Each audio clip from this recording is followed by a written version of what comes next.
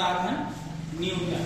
संसाधन का नियोजन कैसे करते हैं? तो यह एक जटिल प्रक्रिया है, अर्थात इस प्रक्रिया को करने के लिए कुछ चरण होते हैं, कुछ स्टेप हमको फॉलो करना होगा।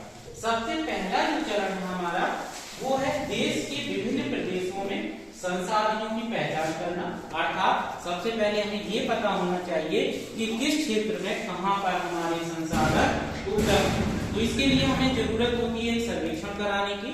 तो पहला स्टेप होता है हमारा सर्वेक्षण कराना।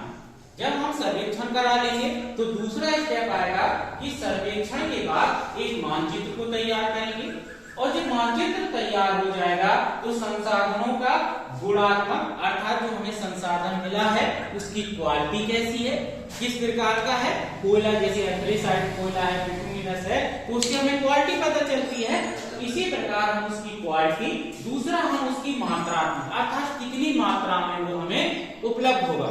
मात्रा से मतलब है जितने हम संसाधन यूज कर रहे हैं, अगर उससे ज्यादा हमको प्राप्त हो तब तो ठीक है। अगर हमारे संसाधन ज्यादा खर्च हो जाए और मात्रा हमें कम प्राप्त हो तो हमारे लिए वो बेनिफिशियल नहीं होगा। इसलिए हम गुणात्मक और मात्रात्मक दोनों आधार पर उसका मापन और आकलन कर लेते हैं।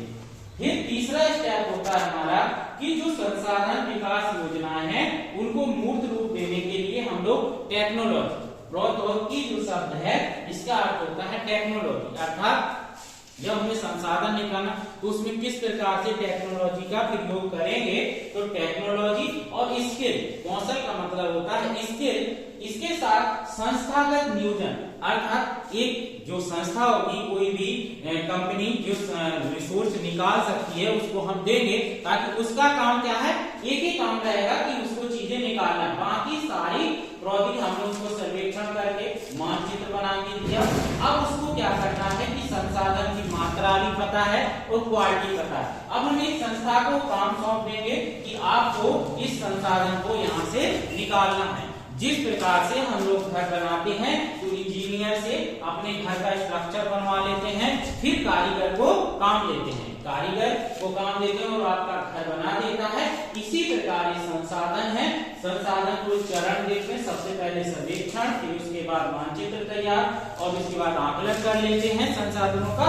अब इसके साथ ही साथ हम समन्वय स्थापित करते हैं। किसी भी काम को सही तरीके से करने के लिए समन्वय की जरूरत होती है, अर्थात इन सभी लोगों में क्या होना चाहिए, समन्वय। तो एक ऐसी कमेटी बनाते हैं जो इनमें समन्वय का काम करेगी और इस तरीके से हमारा संसाधन नियोजन का काम पूरा हो जाता है।